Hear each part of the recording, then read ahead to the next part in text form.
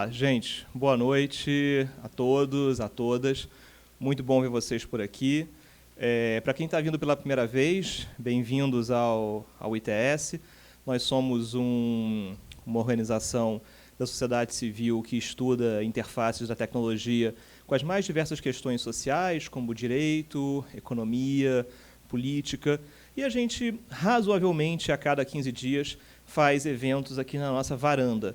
Como vocês podem perceber, e como quem nos assiste no vídeo depois percebe, isso não é muito bem uma varanda, porque está chovendo no Rio de Janeiro, o nosso clima, enfim, de inverno, como todos podem experimentar aqui por, enfim, de 7 a 8 dias no ano. Então, a gente deu sorte da nossa varanda cair num dia como esse. A gente tem hoje uma discussão super interessante sobre realidade aumentada, que eu acho que, enfim, interessa bastante para a gente pensar não só sobre o futuro de games, mas de todas as aplicações para redes sociais, para o futuro de como a gente interage com a tecnologia como um todo. Então, acho que vai ser uma conversa bem interessante para a gente levar adiante.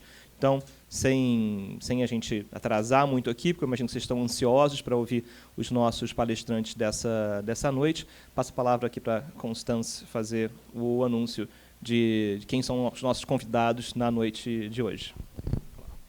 Boa noite, pessoal. Eu vou passar para o inglês. Então, I will make a little presentation of our two speakers. Mathieu is Vice President of Strategic Partnership at Niantic, a startup originally incubated within Google, which builds mobile real-world experiences that foster fun, exploration, discovery, and social interaction. They also developed Pokémon GO and Ingress, games that overlap frontiers between real and virtual worlds. I believe everyone here knows about it. Mathieu joined Niantic at its inception in 2012. Prior to that, he was the head of Google's partnership program for advertising agencies. He's an advisor board member at Red Visitor, a traveler and lifestyle media group, and a mentor at UC Berkeley's global social venture competition. And we have Arthur. Sorry, I'm French. Arthur is a screenplay writer and narrative designer, founder of Fableware,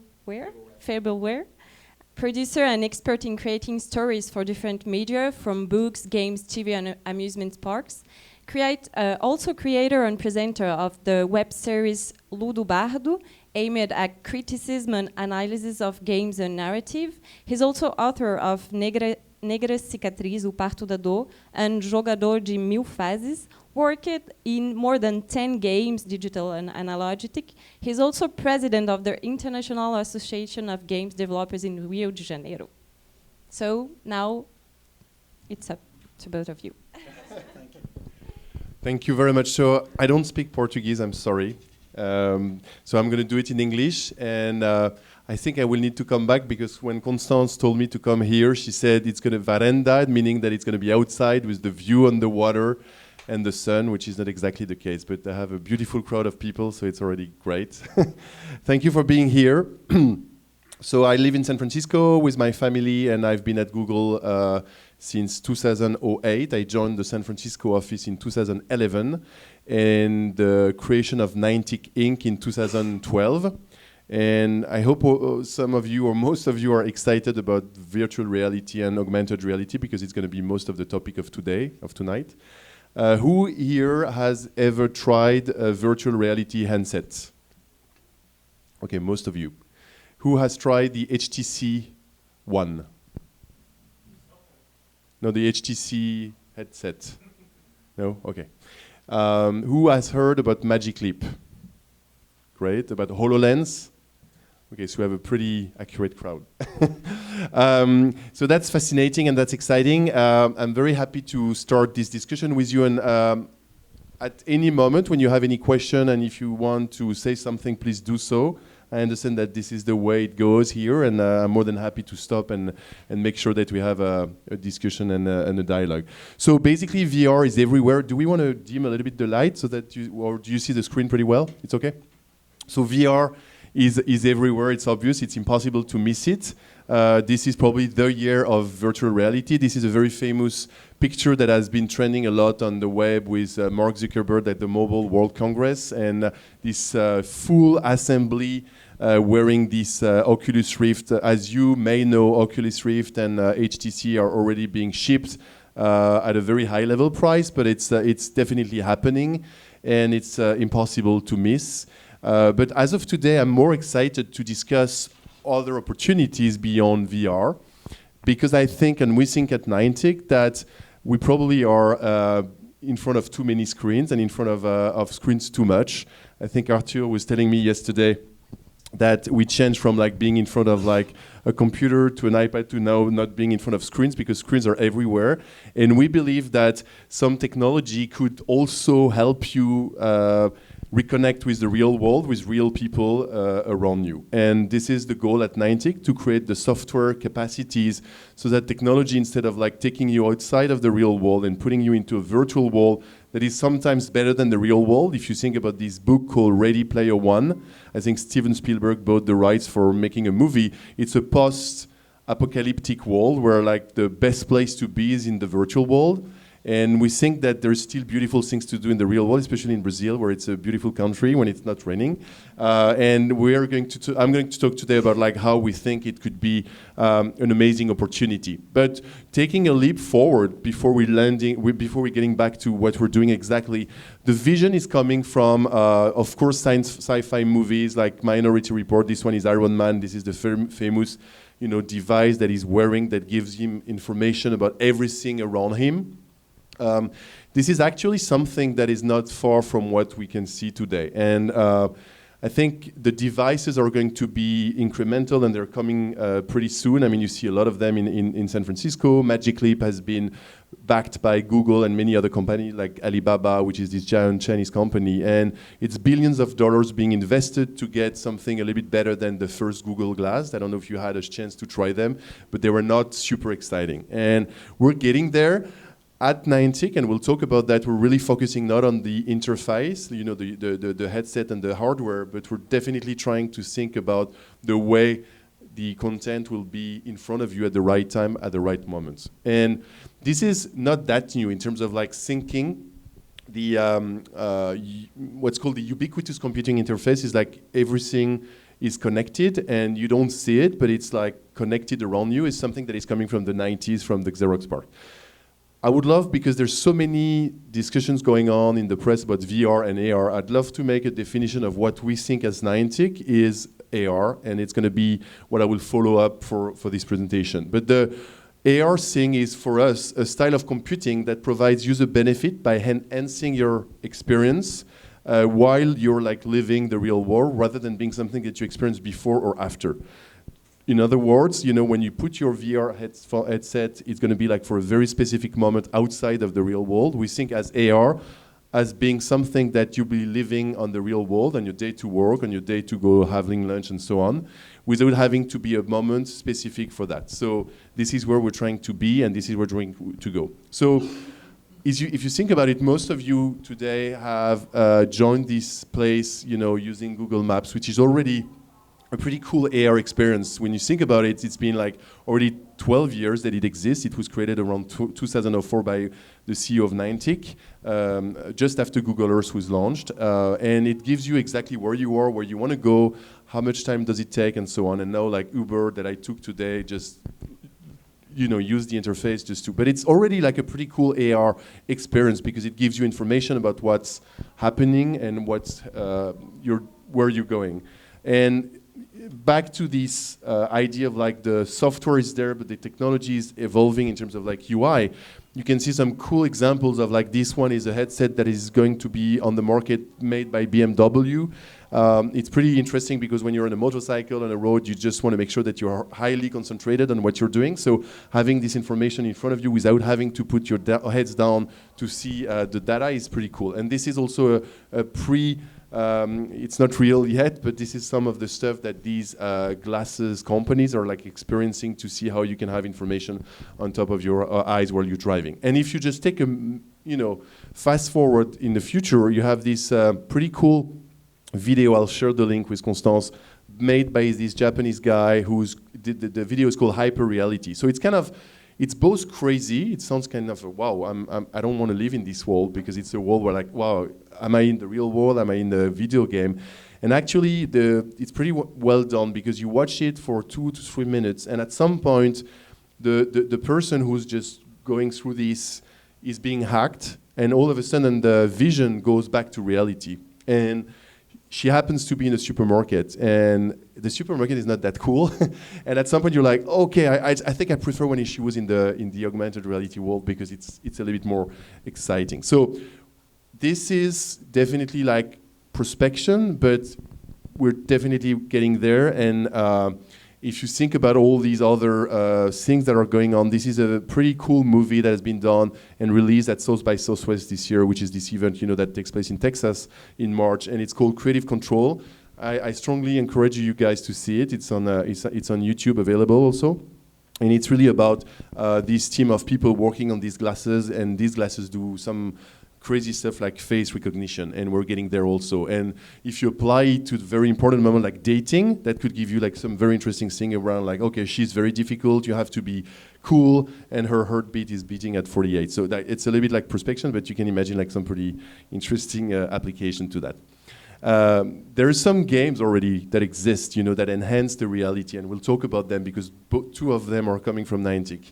This one is called Zombie Run. It helps you run with a purpose, with a matter, and we'll talk about how purpose and story is important when you do something, especially when you exercise.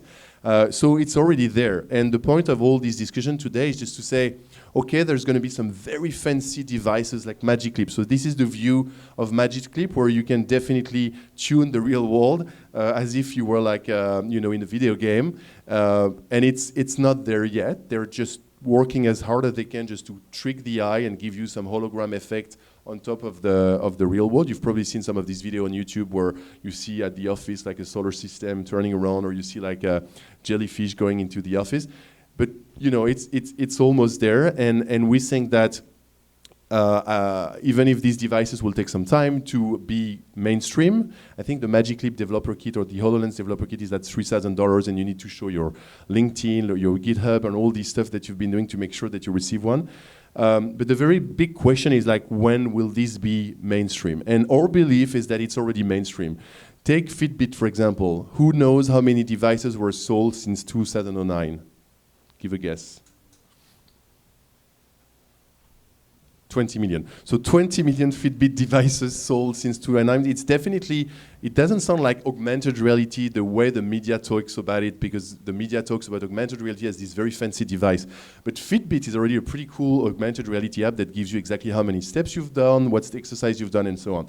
And it's already mainstream, and it's not very expensive. The Apple Watch launched in 2015 has, for many reasons, and I know many people working on it, including the designer, and they're not very satisfied with it because some of you who has one maybe know that it's so connected to the phone that it's not really independent, and you don't really see the value of having like this screen here and the other screen in your pocket when they need to be connected. But it's coming, and they're working on the next 2 release. The next one is not probably the really good one to have, but the next one, as I heard, is probably the one that is going to be completely autonomous and doesn't need to be working with the phone.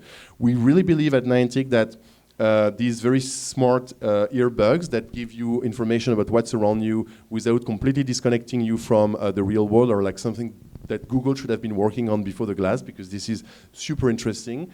And also this device that has been developed with our team and Nintendo, which we could call the Fitbit for AR games, and I'm going to talk about that later. It's called Pokémon GO+.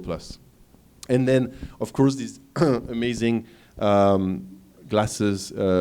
Niantic thinks that it's going to be not mainstream before 2020. So we have time, and the idea is to say, hey, how can we leverage what exists today to make these AR experiences available? So just to give you a bit of background of where we're coming from a team it's a team of 60 people. The engineering team is the same engineering team that created this product called Google Earth that has been downloaded like more than 2 billion times. And it's a crazy idea of like a couple of engineers in Mountain View to just put together all this satellite imagery and give this 3D dimension of the Earth, and having everyone like having this wow effect where you say, where do I live? And then boom, you see where you are. And then Google Maps came after, and then Street View, which is led by a French guy, by the way, and then satellites and so on. And the guy who was at the helm of all of that, being the leader of this team of 2,000 people, decided to mix two passions, gaming and geo. And that's what gave birth to Niantic. First, as a startup within Google, so like many big companies do this now, they just incubate stuff and then they take equity out of it when we spin off. So we started in 2011 within Google. We were Niantic Labs at that point. I was lucky enough to join the company at the very beginning, working on BD with them. And then we spin out in 2015 to become like an independent company with Nintendo, Google, of course, and some VC behind us to develop next generation of augmented reality experiences with game publishers, including Pokémon. So the main philosophy is around the fact that we think that AR is something that helps you see the world with new eyes, giving you information about what's around you. Think about this very simple idea of going to a museum and you have a possibility to know exactly what piece of art is in front of you using an audio guide. Imagine the possibility to do that with every piece of art in the street, with every building, with every tree, with every landmark. So that's one of the key aspects, and the technology behind it, for those of you who are familiar with technology, is like geocaching. It sounds easy, but it's like a lot of work just to geotag places through their latitude and longitude and so on. But that's the first thing. The second one is you have to move. We definitely think that in a world where like everything comes to your place at one fingertip, you talk to your Amazon Echo, it's kind of crazy, by the way. Put the light on, put the light off, order me some toilet paper, give me whatever, like your medication. Everything can come to your door, including marijuana in California when you have a green card. And it's so you don't have to move anymore. And you can sit in your media center waiting for everything to come up, and you don't have to move and meet other people and don't see your neighbor. So this is one of the big aspects of what we think, which is like you have to move. And the third one is real life social, where we think that games have an amazing potential to put people together. Think about World of Warcraft and all these MMO games. How can you translate that into the real world and having people collaborate for real, as we used to do with the games before digital? So two applications, one in the idea of like seeing stuff with new eyes and getting an application giving you information about everything around you, either like you saying, okay, I want to know what is this building, or the application will tell you, hey, 2 blocks from here there is this amazing place called the Pao de Azucar, you should see it. And on the other side, it's gaming. I'm not going to go very deep into the field trip aspect of things, because that's not the purpose, and we're not focusing right now on this for many reasons, but one is the revenue model. But this is, you get the idea. And on the other side, it's really about gaming and Ingress. So who's familiar with the game Ingress? 1, 2, 3, 4. Okay, we could have done better. 5. Thank you. I hear someone. No. So the idea of Ingress, I'm going to show you a very quick video so that you understand very quickly in 3 minutes what is it about and how we think at Niantic, why we think it's the future of immersive gaming.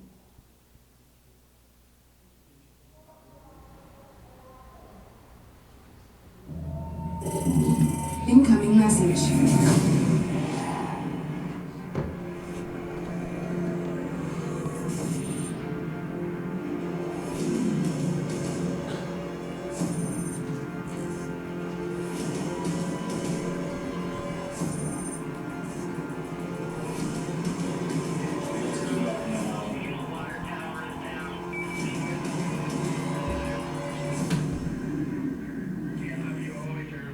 You are under attack.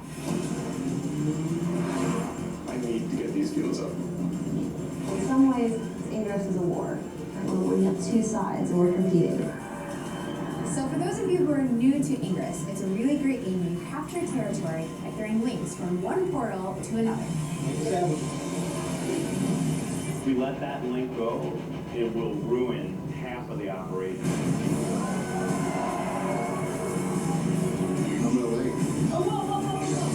We're not going to do that until France confirms they are ready to leave. Hey, we're on top of the mountain. 3 links create a field, and within that field, the more people that live, the more points that you get for your team. I was amazed that Tom kept going. This made a link. Tom was making more links at the end than I was. You're right there with your other teammates and just constantly battling? We're getting down to the wire. This could be a deal breaker for us.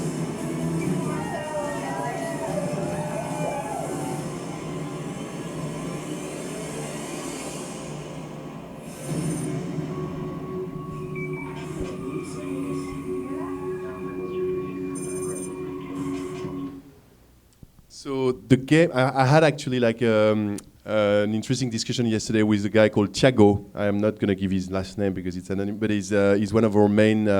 We have hundreds of thousands of players in Brazil, and he's one of our leader of the Enlightened. So there's two factions, as you could see, like the Enlightened that believe that this very mysterious energy that is bubbling outside of these so-called portals is going to enhance humanity, where the blue ones, the resistance, believe that it's a problem for humanity and they're trying to stop it. And the way you stop it or you enhance it is by controlling the source of this energy, which is called the portals, these all interesting landmarks around the world. We've activated 250,000 of them when we launched the game 3 years ago, and there's like more than 16 million that have been provided by the players around the world, and we've activated 5 million of them. So the game is definitely like Risk. You know, remember like when we played Risk like around the table with like 5 other people, it's the same, but you're playing like with the same game board, which is the world, with 200 countries and 15 million people that have downloaded the game. And outside of that, you have like 2.5 million that are playing on a monthly basis. It's a pretty interesting story behind that, and we'll talk about the power of the story that made the game what it is today and evolving for 3 years. But one of the things we're the most proud of in terms of like augmented reality is that the reality of it is that altogether the players have been walking 258 million kilometers. Remember this philosophical aspect of what we said, you have to move to play our games. This is probably one of the things we're the most proud of, because in a society where, especially in the US, where people don't walk that much, it's pretty good. This is the distance between Earth and Mars. So in 3 years, these guys together did that, which is pretty good, and it's continuously growing. And it's been played in 200 countries. Wherever you go, even in a small, tiny island. I was in Greece 2 years ago. I arrived on this island. It was 5 a.m. in the morning. It's a small, tiny little island. And for the sake of my wife was like, "You're not going to play to that anymore." I mean, I said, "Yeah, I just want to try." And bam, there was like 3 portals there in the little harbor. And I chatted with a guy and I said, "Hey, can someone help me because I don't have the power?" I was not strong enough to, in terms of like energy, and somebody just came up and he said, and he became. So there's so many interesting stuff happening with that, and we believe this is already happening, and that's why the title of this discussion today is that augmented reality is already in your pocket, because it's already happening with this kind of device powered with smart software. One of the most interesting thing of this and of all this is that I was invited to talk at a big event in October organized by Google, and it was called Sync App, or Sync with App. So it was all about mobile apps.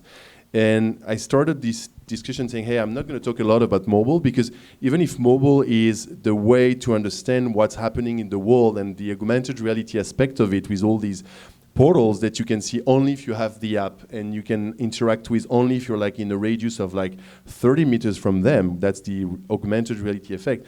Most of the game is happening outside of the app. The guy with whom I was talking yesterday was telling me what makes the game so exciting for me, and I've been playing it every day since 3 years, is that we are organized as teams, like football teams. I know it's not as huge as football, of course, but and we're trying to go to compete with São Paulo, to compete with other neighborhoods, and so on and so on. And so all the story around the app itself, whether it's happening on YouTube, on social networks, on real comic books, and so on, and all the events that I'll talk about later, is what makes the game so interesting. And on this note about story and the way that technology is interesting, but the content behind is even more important, I'll let the best person in the room to talk about that. Arthur. Thank you, Mathieu. Oi, pessoal, tudo bem? Boa noite. I'll be speaking in English, so Mathieu can join the conversation as well. No, come on. So what's really cool here about immersive entertainment is that essentially when we're talking about augmented reality, we're also talking about technology. And the interesting thing here is that we have a two-sided conversation. We have technology on one hand, but what I want to bring to you guys tonight is the fact that we're also discussing content. We're also discussing, what Mathieu said, the purpose of what we're doing inside that technology. The trailer that he showed for Ingress is really interesting because it shows not only how the game works, but also strategies and things that people do aside from the game itself. So the fact that people were connecting and creating links to create portals or something like that, it shows that people were thinking beyond the traditional rules. They were thinking, wait, so we've got this goal here, and the game is not telling me how to complete that goal. The game is actually just telling me that I need to complete it. And what should I do to do that in order? What should I do to complete it? I need to form a team. I need to get together with other people, and that's how we're going to do it. So essentially, that is one of many illustrations that comes to mind when we're talking about storytelling, and content itself. Let me just talk a bit about who I am so you can understand. So my company is Fableware. We're essentially a storytelling studio. We create stories for all sorts of different platforms. And then we've got experience with games. I'll show you that in the video in just a second. We've got experience with games. We've got experience with books, with soap operas, telenovelas, and so forth. Because what we see ideally is that the most important element to kickstart any idea, any project, any tool you're thinking of using is essentially the story, is essentially what gives that meaning. Oh yeah, sure. So this is actually just a really quick reel of what we've done. That goes all the way through Excalibur Legends and strategy games. That's a TV series that was on in 2014, another game as well. A theme park attraction here in Brazil as well.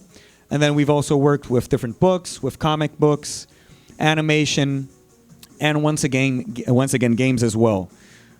Essentially, what this shows is that we understand, just as I said, the importance of narrative. So what is essentially narrative? I think this is a very important topic to discuss because sometimes we get the idea that, hey, narratives are stories. But what are stories? Actually, stories are just a way of communicating messages. So narrative is essentially grasping a concept, grasping an idea, and transforming or at least sewing it in a way that it makes sense to a specific audience. So it's, hey, let's think about fables specifically. Like, I'm not the comic book fables, but fables themselves. What are fables? Fables are actually the idea that we want to transmit a lesson to someone, so we actually use animals as a canvas, as characters that will be able to communicate human messages. Messages that make sense to pretty much anyone. But if we told that same story with people, perhaps it wouldn't have the same impact. Because when we hear someone telling a story, a fable, a fairy tale, we usually start from the premise that, let's think about it as once upon a time. What does once upon a time mean?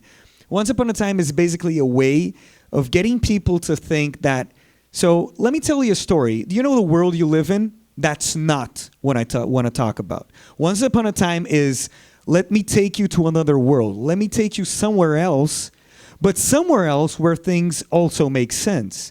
In a different way, perhaps because if it's a sci-fi story, we're in space. If it's a fairy tale, we're dealing with fantasy. Regardless of what the theme we're dealing with, essentially is, let me tell you about a world that you're not used to dealing with, but in many ways is really close to your real life. So narrative is our basis for what we want to communicate, and this is essentially very important to any tool. That's why we're talking about augmented reality here, and with a focus on purpose.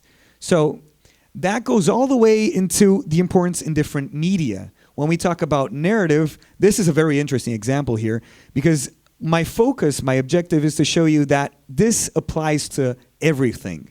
It's not just games, it's not just movies, it can be the combination of both. So the Tribeca Film Festival, for those who are not familiar with, is an annual film festival in New York. And since 2011, they've been showing games at the film festival as well. So L.A. Noire, for those who are not familiar with, is a hard-boiled detective theme noir game that was released in 2011.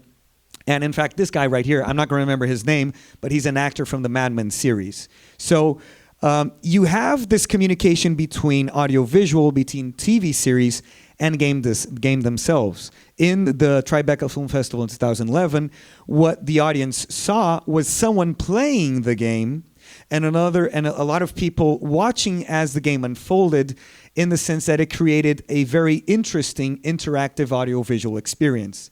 And that same trend happened in 2013 when Ellen Page here, but via the game Beyond Two Souls, was present at the Tribeca Film Festival as well.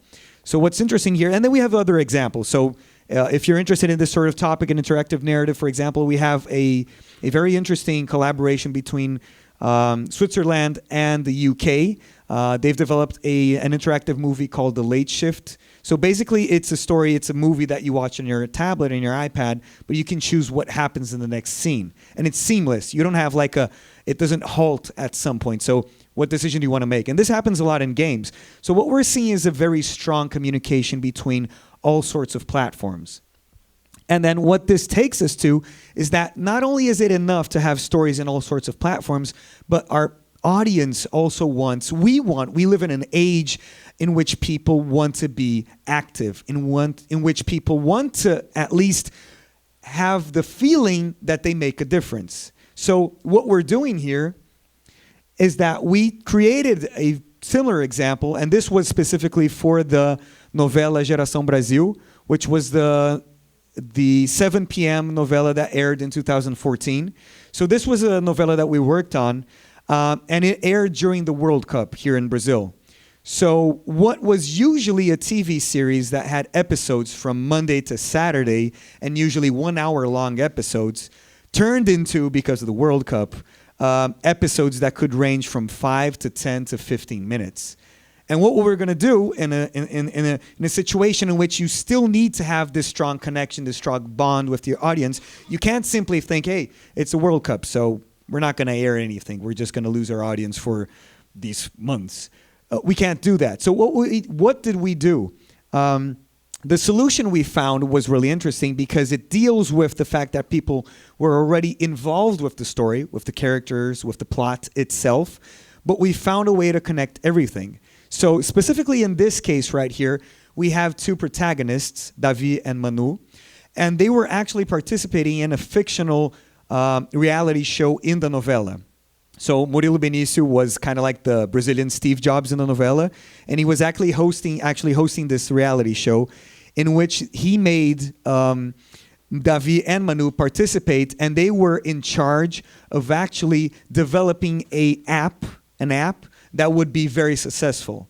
But the thing is, this app wasn't relegated only to the fictional world, to the story itself. What we did was we actually had Manu and Davi develop this app, and this app was available for Android and iOS as well. And it was kind of like the mixture between Vine and Instagram. So you could record up to 5-second videos. The name was Filmae. And what we did was we had this app available, and on the TV series, Davi and Manu would release out daily challenges to the audience. So they would say, hey, today we've got this game with Brazil, and we want to see your best dance for when you're celebrating a goal. Today we've got this specific game, or we've got this character, and we want to see how well do you scream as strong as you can whenever you think of something good, and it is associated with this character. Regardless of what the challenges that were being made, they were sent to the people every day on a daily basis, and people would record their videos, and they would actually put out via the app their reactions to it. So this went viral and was actually pretty successful at the time. So we had, in the first few weeks, we had around 500,000 downloads, and we had a lot of people getting involved, all sorts of different videos of people participating through this sort of experience. And then when they sent their videos on the next day, the characters in the novella would say, hey, we've got the best video from him. So let's show his video right here in the novella and let's comment on that. So there was a constant exchange and communication between fiction and reality. And that made people care a lot more for the novella, even during a specific period where we had 15-minute episodes. And then from a critic standpoint, we also had the novella being nominated for the Emmy Awards. So that was really cool as well, to show that we are, in fact, in a way, age in which it's not a matter of only telling a story, but telling a story in a way that matters to your audience and is interactive as well. So we've worked on different games. I'm not going to go into too drastic detail, but what's interesting here is that storytelling serves, like I said, any purpose. In this specific game right here, we created sort of a racing game for a company here in Brazil called Web Modders. So basically, most of you probably know web modders. You either buy, sell, or trade vehicles in the platform. What we did was we created a racing game, kind of like Need for Speed or something like that, in which you actually race your car, but you are this character right here, Pedro, and you need to get back the money from a series of cars that you destroyed that belong to this like criminal kingpin in the city. So you need to participate in races to get the money. But once you have the money, how do you get the cars? You can try going to the newspapers, but at some point you can arrive later and the cars already has been sold. So what we did was, what I think was a very smart solution, was actually introducing to the people the web modders app platform in the game. In the game, as the fictional character, you use the app, you use the web modders platform to find the cars you wanted, like real brands, real models. You did that. But the thing was, that wasn't the goal of the game. We had a really cool driving racing game, but you also needed to find other cars. So you use that from an advertisement purpose in a way that seemed pleasant to the player, because our main concern is not creating an experience that feels forced upon the audience. What we wanted to do was create an experience that feels seamless as well. So that applies also as well to entertainment. This is a strategy game you saw in the reel, and it's focused on, for example, using the Disney aesthetic to tell a different, more violent, more serious toned strategy game when it comes to the Excalibur Legends. And then this game right here, this one was Sword Legacy. This one right here is Spy of Us. And it's also a very interesting take on how can we use storytelling in games. So this is actually a government espionage game we released back in last year, 2015. And what's interesting in this game is that we created it as a news game because at the time, in 2013, we had the Snowden episode. So what we wanted to do was have people reflect upon what was happening and think, hey, so Snowden released all sorts of confidential documents. Why did he do that? What would I do if I were in his place? So that's what this game focuses on. You are the intelligence analyst for a specific fictional country, the supreme democratic government. And so as part of this government, you're in charge in different eras, in different years, 1979, 1993, 2001, and 2013. You're in charge of actually spying on your people and then later on deciding what you're going to do with that data, if you're going to release it or not. That's up to you. But the idea here is to actually get people to think of a specific scenario, a very important political scenario that has to do with everyone on a global scale, but actually look at it from a different perspective. And that's possible because of the story. We apply a personal look on a story that is mostly read from an impersonal perspective when it comes to newspapers. And then I spoke about different experiences, but there is a very specific concept that I think is crucial to understanding how storytelling applies in different platforms. And why is it so important to augmented reality as well? Well, the thing is, when we talk about stories, there's always two different types of stories. And people who heard me talking know that I every time speak about this concept because it's very important. So whenever we write a script, whenever someone creates a story and aims to tell that to someone, either in written form or as I'm doing speaking, it doesn't matter. Whenever you're communicating something, you're handing content to someone. That's what we call embedded narrative, in the sense that it's part of the medium you've chosen to communicate something.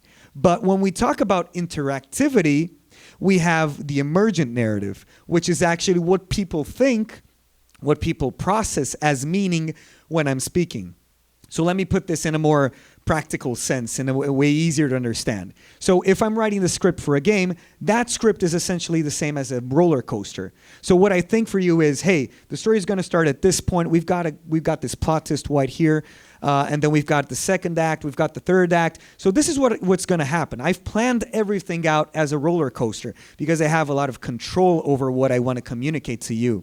But when it comes to games, or when it comes to mediums in which interactivity is especially relevant, you've got something which is the player.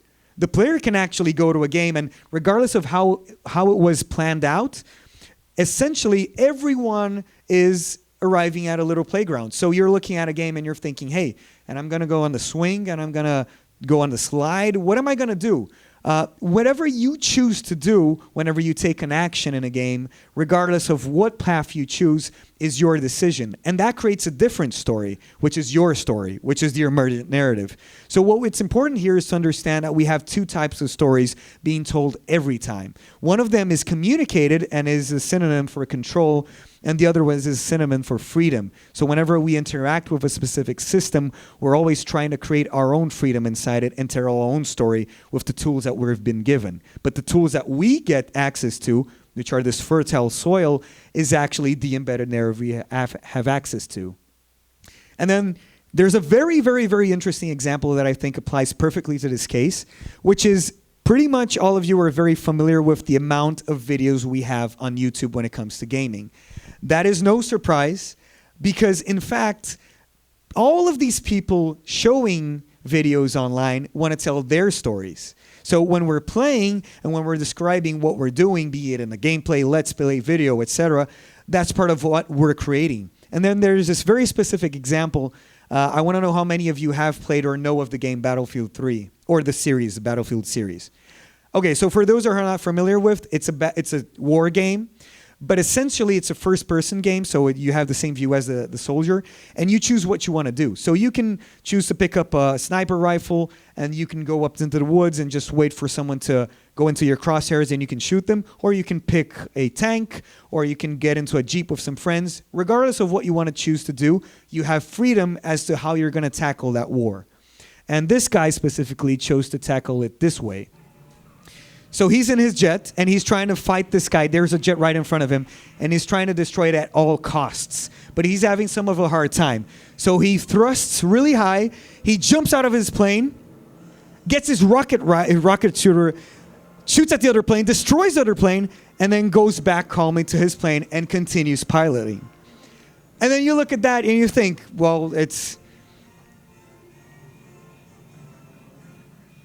So you look at that and you think, well, that's kind of forced. That's like exaggerated. It's like, what is he, James Bond or something? But the interesting thing is that tool, Battlefield 3, provided these tools ever since its release. And this video didn't take place like right after it was released. It took some time. But after this guy did it, he went viral online. He went viral, and everyone wanted to do the same thing. Everyone wanted to get their jets, fly up high, jump out, shoot the rocket, and then go back and fly it again. And then after that became something of a trend, people started doing a different trend in which a guy came with a jet right here, the other one came right here, and then in midair, they ejected, this guy's upside down, they ejected and switched planes in midair and then continued flying. So why did that start happening? Essentially because this guy right here created his own story. He made use of the embedded narrative. He saw the fertile soil he had access to. He saw the tools he had access to.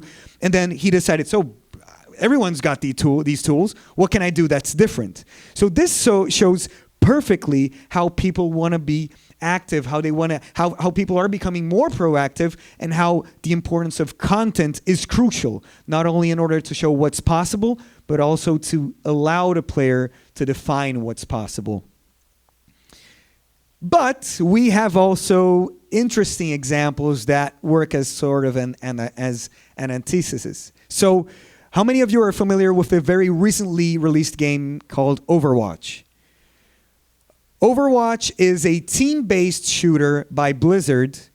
So Blizzard, mostly known for Warcraft, the film that just released. So Blizzard recently released this shooter, this team-based first-person shooter. And you have a ton of characters. You've got this like huge gorilla here, that's Winston. You've got all sorts of characters.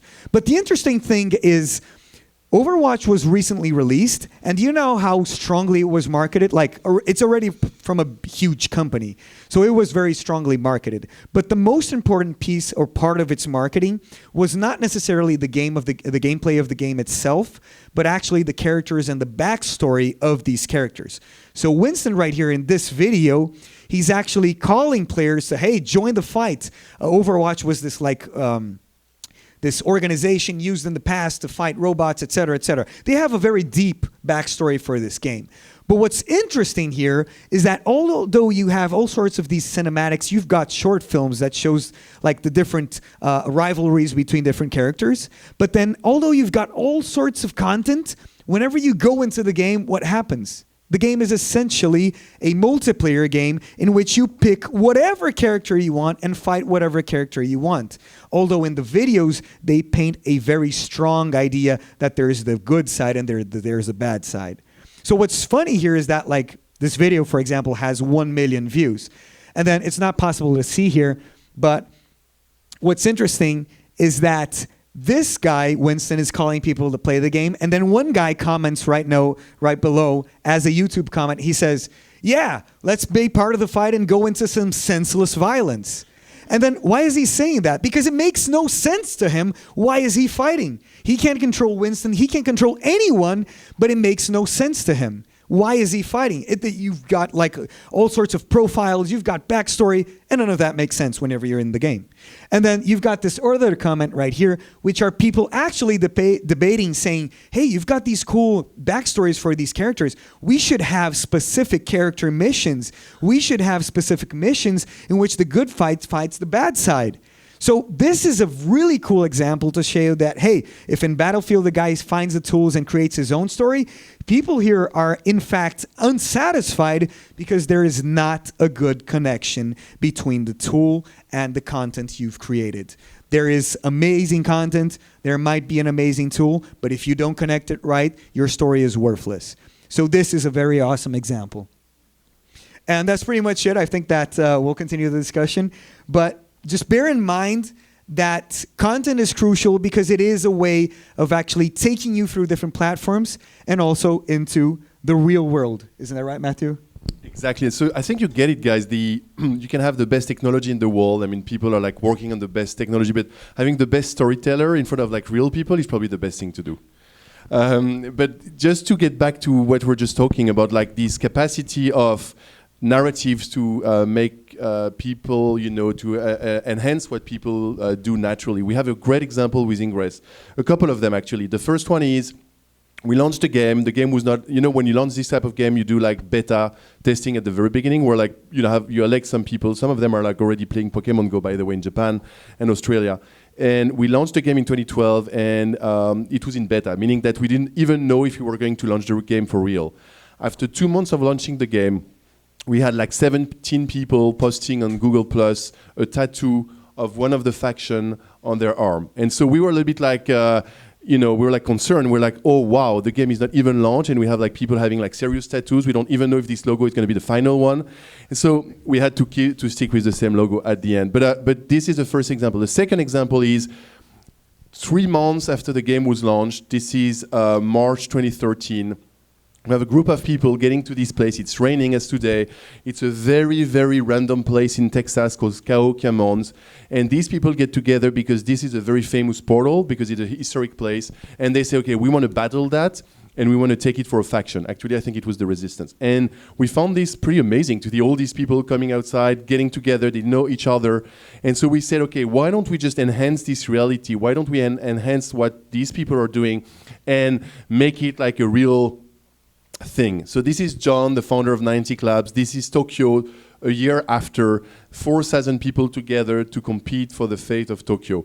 And this has become one of the most important things in the Ingress story, which is like getting people together, compete for a city. It's happening every other month. There was one in Rio back in March with a couple, I think there were like 600 people fighting for the fate of Rio.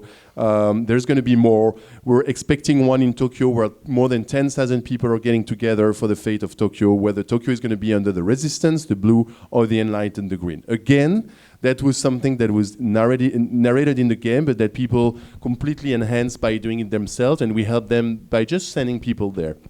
And so we found, it happened all over the world. We found that people were super happy because they were exploring places. 90% of them have traveled to another city to play the game. 35% have traveled to 10 more cities. 5% have traveled to more than 50 cities.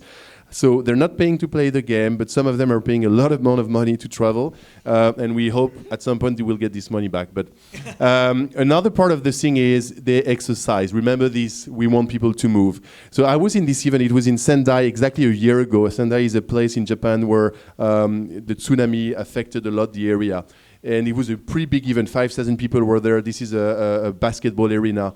And 85% of the people report, not at this event, but in general, that they've been reducing their sedentary activity by at least 1 hour per week, like against watching TV, for example. 33% report reducing sedentary activity by more than 3 hours, and 9% more than 6 hours. Some of our players play more than 3 hours per day. On average, they play 1 to 2 sessions per day for 30 minutes, so some of them play much more. And when you play, you have to walk. And then social, this is the end part and the most important one. Like 90% of these high-level players, so the most high-level players, made a new real-world friend, so not a Facebook friend, through this type of games, which I think is pretty interesting. So based on the learning that we got from Ingress, and for those of you who work in the technology industry, real-world games is a little bit trickier than like regular video game, because there is one thing that is added on top of the amazing story, on top of the computation stuff, is the real world. And so when you have like thousands of people acting at the same moment with the same place trying to capture it, and when you throw a virtual bomb and this bomb needs to be more powerful than the one that is here, like 2 meters from, I mean, the brains behind that, like calculating all this stuff, is pretty crazy. And so based on the fact that we were able to crack that in a way, this is a very Silicon Valley word, like cracking something, meaning like you get to know how to work on it. Based on the fact that we saw the success of it, we had this amazing opportunity to work with Pokémon. At the very beginning, the CEO of Nintendo, Mr. Iwata, who unfortunately died this summer, was a level 16 at Ingress. So 16 is the biggest level you can have at Ingress.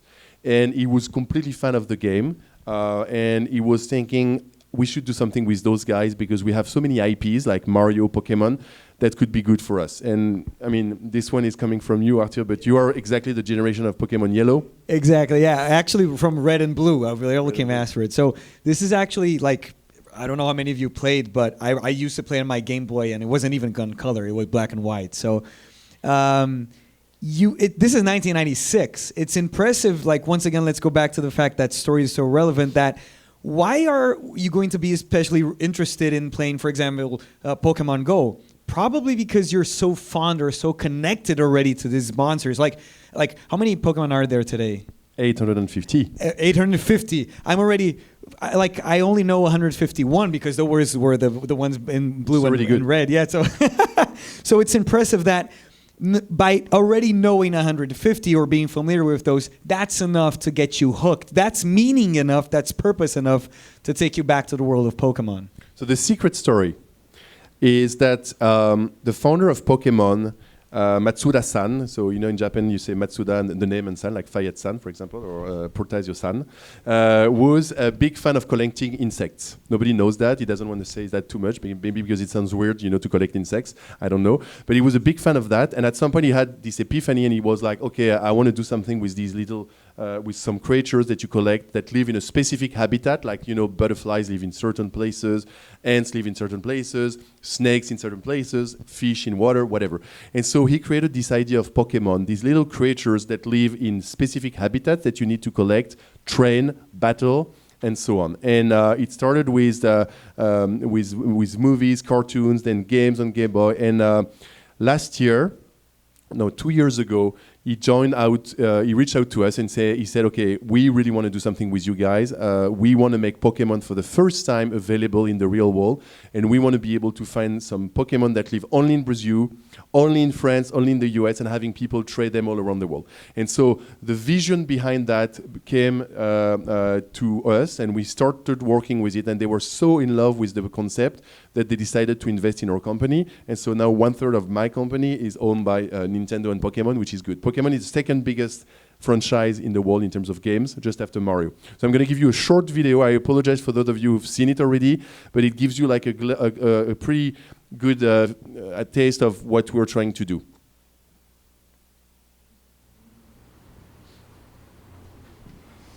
Again, there is a power of narrative here, so not everything is real, but...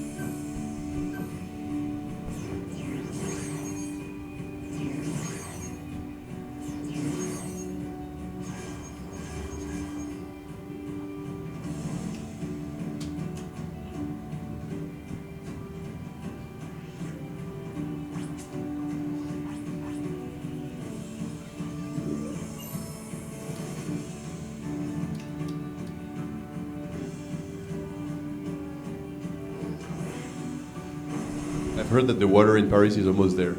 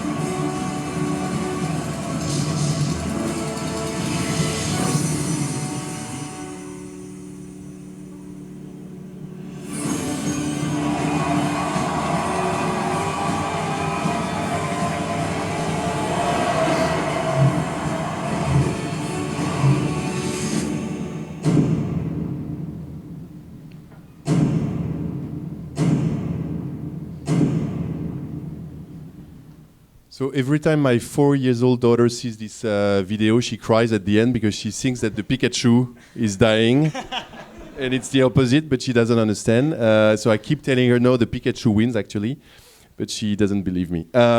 So again, like a great story. We didn't invent anything. This story is coming from the same inventor of the Pokémon that Arthur used to play, or some of you used to play, or I used to play.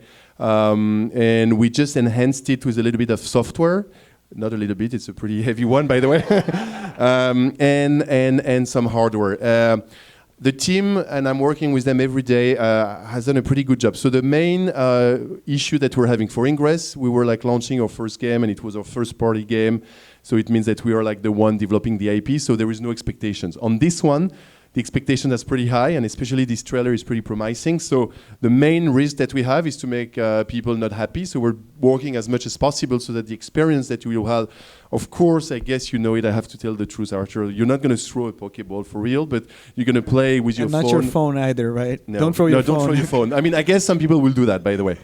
But they've done a pretty good work at embedding this. So when you see a Pokemon, and this is exactly in front of my office, by the way, it's pretty well done. I mean, it's not floating. It's we calculate the inclination of your phone, your location. When my daughter, who's that size, is playing, the Pokemon is not like here, it's here. The only time we had a big problem, it was in a park. We were playing together, and I was telling her, it's a secret. Be very discreet because you're not supposed to play. It's a beta, and I'm under NDA. And we saw this bat. So basically, like it's vibrating, and she's like, "Oh my God, there is a Pokemon, Daddy! Give me your phone." And soon she'll have this little watch that you saw, so you don't have to be, watching at your phone. You're walking by the beautiful Praia do Copacabana, and it's going to vibrate, and you're going to say, "Oh, wait a minute, there is a Pokemon." So you're going to take your phone, and then, so what happened is it's exactly what happened, except that it was in the middle of a park in San Francisco. And there were like many people at that time. I was coming back from school with her. And so I see myself like being like this and trying to find, so you're just turning as if you're trying to make a photo. And then, I saw the bat. And she's like this, take it, Daddy. And the bat was impossible to take. We threw like 35 Pokeballs. And everybody next to us was like, what are they doing? So some situations can be a little bit strong, but it's pretty well done. So the core game loop is going to be to go walk in the real world, and you'll find some Pokestops, which are like real landmarks, like statues, sculptures, murals, churches, everything that is like interesting. You'll be able to take some important stuff to play the game, like Pokeballs, incense, berries to attract those Pokemon, and so on, potions to curate them, to cure them. And then you will encounter them, and then you'll have two modes, either like an AR mode, where like it's playing with your camera, or like a more traditional mode. And then the core game loop, as you could see in the movie, is to capture them, one very important thing is that if you just play in Rio, you won't be able to find all of them because some of them live in America, so you'll have to trade, and we're having some interesting partnership with the airports and JC Decaux airlines to see how can people trade Pokemon without knowing each other, and they will say, hey, let's meet, like this confidential stuff, like let's meet at the Santo Dumont airport at whatever. And then the third part is going to be training them, putting them in specific locations and make them very strong so that the other faction won't be able to take them. So it's coming very, very soon. Japan is already testing it. We have 10,000 players there under confidentiality that are trying it, and we're getting some feedback. There's some players in the US also, in Australia and New Zealand. And I wished, and I told Constance and the ITS that I could give you some invitation, but unfortunately, we're not there yet for Brazil. So as soon as we're there yet, I'll communicate with you, Constance, and you can just send her an email, and I'll make sure that you guys have access to it if you're interested. This very device is like the one that we discussed at the very beginning. It's also a piece of hardware, and the guy who's working from Nintendo was at our office for 3 months developing that with our product manager to make sure that it's very accurate. The idea is to make sure that you're not, because at the beginning I told you too many screens, and if you see people all the way walking, then my promise about too many screens doesn't work. So this type of device is to help you like play your game without having to be in front of your screen. It's pretty cool, it's pretty easy, but it gives you information about what's around you. Matthew, just something that I find really interesting about the trade thing is that in the original Game Boy, players had to trade as well. Like at the time, we needed to use an actual cable, like to actually connect the Game Boys. And what's really interesting is that created sort of a hassle, but it also was part of the social experience. So what you're actually doing here with Pokemon Go is enhancing this social aspect of it and still incentivizing people to trade the Pokemons. And now with the specific locations, right? Some of them are only present in Brazil, others are present in France, for example. So that's really cool because it takes the social element of it to the next step, right? In the Game Boy, you can find any Pokemon. It just was harder, but you can find any Pokemon in your Game Boy. Right here it's different, so you need to actually get in touch with people. And that's a very good point, by the way. So this is also kind of confidential. It's not going to be really everything that is said at ITS must remain at ITS. But one part of the game that we will announce, not at launch, but just after, is the event part. So believe it or not, but the final scene, which is happening in Times Square, I'm doing my best to work with a company called Obscura Digital, which is based in San Francisco. And they're the best for like taking a real place and making it like completely digital. So I didn't know that, but Times Square, if you want to do if you have money and if you want to do a specific event, you can make all these screens yours and make it. So we're working on that. Hopefully we'll do something cool. The last thing I wanted to say is that this is the beginning. We are hopeful that this new genre of game will be as big as possible, not only for us as a company, but also because we think that it's a pretty cool way to have people, enjoy being outside, exercise, and be together. It's pretty like US vision in a way, because in Europe, I keep telling my boss that everybody's walking, and in Rio, everybody's walking. It's really like less true in the US, where like everybody's in a car. But there is like an interesting business model that we're trying to build, and I'm also working on that, which is how can you do what Google has done with AdWords, which is like sending people from a search or requests on the search engine to a website. And so if you think about like what people do when they play, like this is something like someone saying, okay, this is how I was going to work from A to B before playing Ingress, and this is my way to work now that I play Ingress. So I mean, obviously, hopefully, he's waking up like a little bit early. Otherwise, there's some issues with his work. But it's just a way to say that behaviors can change when you're passionate about something. There is an amazing book by Jane McGonigal, which is called "The Reality is Broken," that shows that if everyone was working as if they were like doing a video game, like efficiency would be like at least 3x better. And so what we're doing with that is like we're like trying to see ways to have brands like banks. I'm meeting with Itaú and Bradesco in São Paulo on Friday. Like companies like AMPM, like this is Circle K in the US, drink or beverage companies, like all these companies can be interested to participate to this type of games, and it could be well, if it's done well, like in a sponsorship way, not like interruption, that also can be a way to enhance gameplay.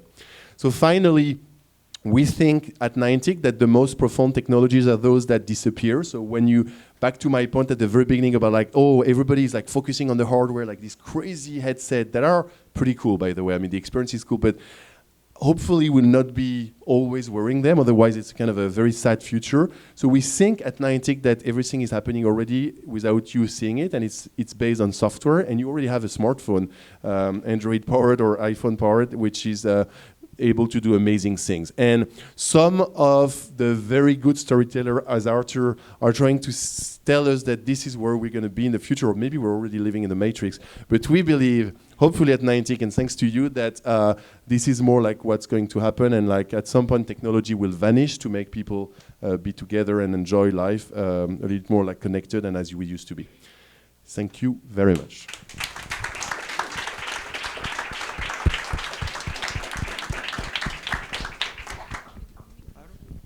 Thanks a lot for this amazing speech. I discovered a new world. Now I would like to open for questions. Who wants to begin? You. I think it's maybe better you came here and take your. Hi, my name is Gisele and I work in education. And AR is already under the radar in the horizon for one of the most promising initiatives in education. My question is, everything you have mentioned today, especially about Ingress and Pokémon GO, has to do with the skills that we're actually looking into in education, the soft skills, collaboration, problem solving. How do we get schools to buy the idea? Do you have any plans? Thank you very much for asking this question, because I realized that I totally forgot to say one more thing, which is going to be the answer, hopefully, is that we don't, and that's why also Google is behind us, is we don't want to be a game developer like another game developer. So we're making those games and these applications just to build a platform that is going to be, hopefully by 2017, available for anyone, from Wikipedia, who wants to make sure that every single aspect of what you see in Wikipedia is geotagged and can be seen in the real world, to schools that want to do some interesting field trip so that people discover what's around them and understand more, on the go, instead of, like having like learning being like on a book, sitting at a table. Maybe it's better to have it like on the go and gamifying it. So, or like, of course, game developers that want to do an amazing game like Pokémon GO or Ingress. So this is the idea. So back to your question, and I hope it answers your question. We'll soon have what's called a set of APIs that will be available for developers to be able to bring their history, their story, and all the marketing, and not have to reinvent all the technology to enable this type of thing. And believe me, this has been 2.5 years with like one of the most impressive engineers I've been working at Google. And so yeah, it's pretty efficient, and it's going to be soon available. Yeah, what I think is what I wanted to add is actually that you said buying. So there is the literal aspect as in buying. So what's the cost of that technology, et cetera. But I think there's also a very interesting aspect, which is how you can buy into that idea. And I think that, but what I think is that what's really interesting is that from my experience working with educational experience and products, there is a very interesting concept that favors well games, which is what we call the idea of tangential learning. In the sense that every story or every content you put out, if it's interactive, you set out goals for your player, for your reader or moviegoer, etc. But the thing is not to, and this is especially relevant when developing or designing educational products, you can't force education onto the player. What I've found to be a very, very effective strategy is communicate stories and communicate things that have an emotional connection and meaning to your students or players, etc., and then grant them ways or easy access to more information. So a very practical example. This is not something that a lot of strategy games do, but there are strategy games, and this is something that we're also looking into our game, that if you're dealing with historical aspects, say, for example, it's a medieval game, and then at some point you're controlling a historical figure, and then you want to learn more about that figure, you click on the name, and then that'll take you as a hyperlink to Wikipedia. Then if you think about it, it's not costly at all. It's a very simple and cheap solution. But who's going to click on the name? who wants to know more about. And it's not a matter of quantity, but more quality. Like, you know that whoever clicks on that historical name will want more information, and then that's going to lead us to that classic Wikipedia loop in which we start reading about, I don't know, medieval times, and then for some reason we've ended up in someone, and then whenever you know, you've ended up at the Beatles for whatever reason. So it's a matter of being interested and desiring more information and making that relevant to the player, more than actually saying, hey, this is what you need to learn. And I think that's a very effective strategy when it comes to creating content and using tools to make access to that content and that knowledge as more accessible as possible. Thank you for answering the question. It's always a combination. Hello, my name is Flavio. I'm founder of Media Glass, which is a company that makes apps for smart glasses and other wearable technologies. And I just want to know about the expectations for the new Google Glass and the smart glasses ecosystems in near future. There's been some interesting move at Google recently, as you've probably seen, like Tony Fadell, who's the former CEO of Nest Labs, which is the company within Alphabet that produce all these, like the smart thermostat, and also was known to be working on the version 2.0 of the Google Glass, has left the company. So there's a new guy coming from Motorola that is now joining. So to be perfectly honest with you, I don't know. I don't have visibility on the roadmap. I know that they're working hard on a new version that is more. That the issue with the Google Glass 1.0 was that the form factor was not really interesting for like consumers, but more like for B2B. By the way, it's a pretty good thing that is being implemented in like companies like like nuclear companies where like you have to do like some very specific stuff and you don't want to be looking at a list. So that's pretty good, like dentists or all this. But on the consumer, they were not really good. So the answer to your question is that I don't really know where they are in terms of like timeline. I know that they're working hard on it. Our perspective at Niantic is that on top of all these VR experiences, the one that we think will be probably the most distributed is the Sony PlayStation one, like Morpheus, because of the fact that it's linked to, again, some amazing content, and so it's an easy way just to bundle it with all the product that they're doing. And we bet a lot on the AR side on Magic Leap, given the fact that it's a cousin company and we know them pretty well. But there's many like other, like Cardboard is a pretty good example of like something that is like very cheap and that you just plug your smartphone in and you can see some amazing stuff. So there's already pretty cool stuff on the market. Is there any other question? Hi, my name is Ronnie. I am department head for ORT Brazil. We're a school, a technology school. And I've also worked at a company that had a lot of IT people, and a lot of them played Ingress. So it was quite interesting. I even saw some stuff like what I call like people remote control. I would, hit a portal after they left, and they would come back and look at that. It's kind of interesting.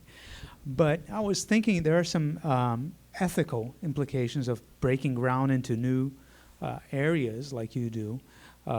From privacy issues with what you do with the data of where people are walking, if you do, and I mean, I'm sure you have to consider that, and also even to the point of safety issues. I don't want to burden you with that, but I know a lot of people that lost their phones here in Rio because of Ingress. It's true. I mean, actually, the player that I met yesterday, Thiago, told me one good thing that you should do is to try to work out something with an insurance company so that they have like a very interesting policy for Ingress. I know that at some point, like unfortunately, and it's kind of sad, like 10 players were working together as a group, and a motorcycle came and the guy had a gun and like the 10th. So yeah, that's unfortunately happening. But I'm not sure it's completely, I mean, of course that Ingress is like a game that you play with a smartphone, but like hopefully there's so many other usage where you use your phone in the street and it's not because you're playing Ingress that you're going to be a target. But back to your question about, so we belong to Google, and Google is, like, as you know, a pretty big company that has a lot of policy in terms of privacy and all these important stuff. So back to the moment where we were created, we had like a very, very important policy and firewall where we identify users by what's called a unique ID that is not correlated to who you are, but more like to a string of numbers. So there's no way to connect who you are exactly. And this data is not used at all, and is just, you know, when you have like a partner, for example, like the Circle K deal that we've done, the only thing that we can tell is that how many people, unique users, came to the place. But of course, we're not saying that this is Tony, this is John. We don't have that data. This is automatically, so if, just to quickly answer the question, we're like under the same regulation as Google had, and so there's no goal to collect this data or to use it for something else. And now that we're a spin-out from Google, even if Google still owns us, we're not doing anything with this. I don't know if it's. Some data should be collected and even used. I mean, we use what we call the logs, which is like when somebody's coming, there is a log that is happening, meaning like it's, without going too much into the weeds of the technology, it just connects, you know, your smartphone with the server, and it gives like you an action. So we know that, and that's how we know like some people went to this place and this place. So this is collected, but the ID behind, there is nothing that is being done with that. And on the security and the safety, we're doing everything we can so that, you know, some accidents happen, like from being stolen to like people like hitting like a wall because they're too much. So that happens. There's unfortunately not a lot of things we can do to avoid. Or people trying to use it. Yeah. Hi, good night for everybody. I'm Nathan. I study industrial design, and I'm very excited since the launch of the Oculus Rift. It was backed in Kickstarter. I started researching every day about VR and AR, everything, and I'm very excited for the future. We are on this society that we are living in the AR experience already, and I guess in the 10 years from now we'll be much more evolved in that. But my question is sorry about the English, but my concern is for that, like 20 years from now, maybe we are maybe from 10 years we'll be on the maximum level of AR. We'll be inserted with lenses, everything. We already have smart clothes. We already have smart watches. 10 years from now we'll be like maybe at the maximum. But what if from 20 years from now everything will be so developed that people will actually remove all the smart devices, because well, too much information, too much stimulus, and too much everything, ads maybe. Do you have any plans for like a really long future, like 20 years, maybe more, 50 years maybe? What will happen to that? Will we be on like a virtual world for every single second of our life? Will we see ads and we'll be bothered by vibration and everything? Are you thinking about that, or will technology evolve so much more than I'm thinking that will be seamless? Like you'll be wearing everything smart, and you don't even your reality won't change. You won't be bothered by that. Or well, that's my question.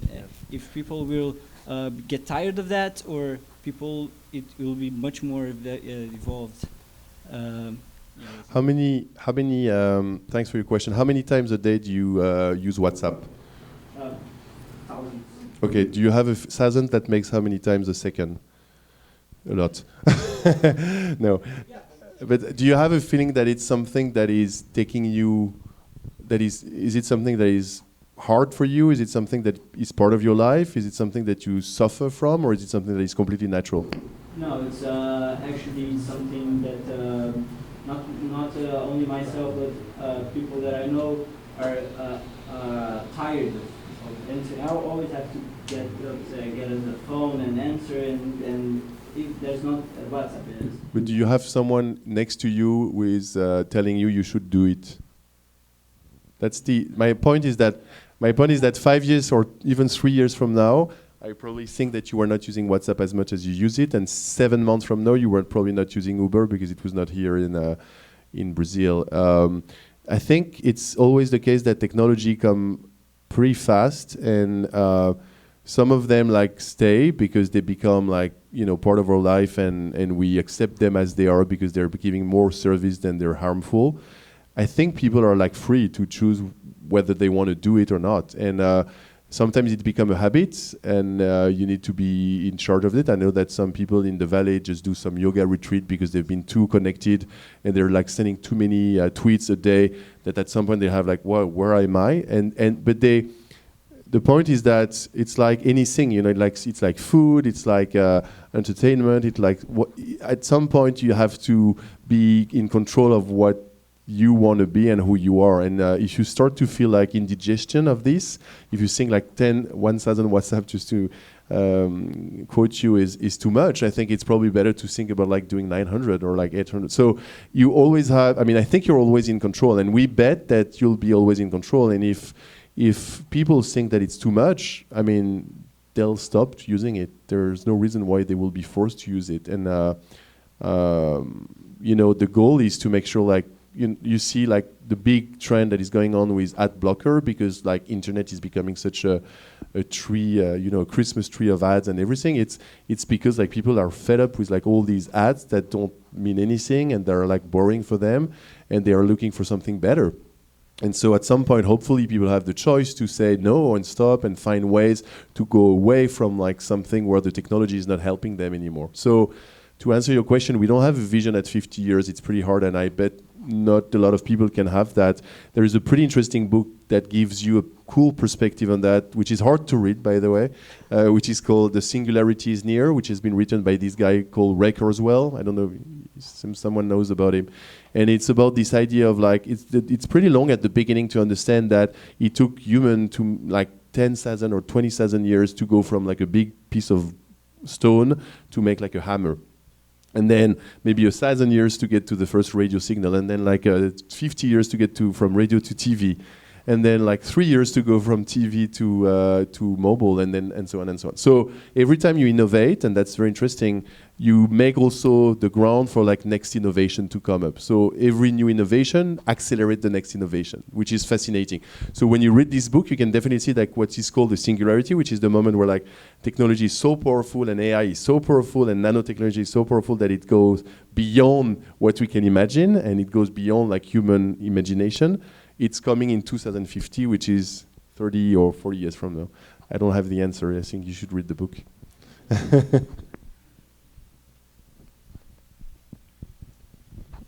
Hi, my name is William, and I'm a lawyer, but actually I like to think myself as a gamer before that. And as a gamer, please bear with me for a moment. My English is a bit rusty, but I will try my best.